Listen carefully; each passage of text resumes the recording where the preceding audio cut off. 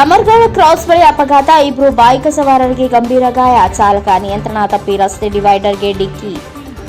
ಚಾಲಕನ ನಿಯಂತ್ರಣ ತಪ್ಪಿದ ಬೈಕ್ ಒಂದು ರಸ್ತೆ ಡಿವೈಡರ್ಗೆ ಡಿಕ್ಕಿಯಾಗಿ ಓರ್ವ ಬೈಕ್ ಸವಾರನಿಗೆ ಗಂಭೀರ ಗಾಯಗೊಂಡು ಮತ್ತೋರ್ವನಿಗೆ ಚಿಕ್ಕಪುಟ್ಟ ಗಾಯವಾಗಿರುವ ಘಟನೆ ಹುಬ್ಬಳ್ಳಿ ಧಾರವಾಡ ಮಧ್ಯೆ ಇರೋ ನವನಗರದ ಅಮರಗೌಡ ಕ್ರಾಸ್ ಬಳಿ ಬುಧವಾರ ತಡಸಂಜೆ ನಡೆದಿದೆ.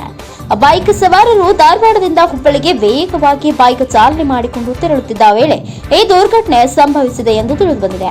ನಿಯಂತ್ರಣ ಸಿಗದೆ ಡಿವೈಡರ್ಗೆ ಡಿಕ್ಕಿಯಾದ ಪರಿಣಾಮ ಓರ್ವ ಬೈಕ್ ಸವಾರನ ತಲೆಗೆ, ಕೈ ಮತ್ತು ಎದೆ ಭಾಗಕ್ಕೆ ತೀವ್ರವಾದ ಪೆಟ್ಟಾಗಿದ್ದು ಆತನ ಸ್ಥಿತಿ ಗಂಭೀರವಾಗಿದೆ.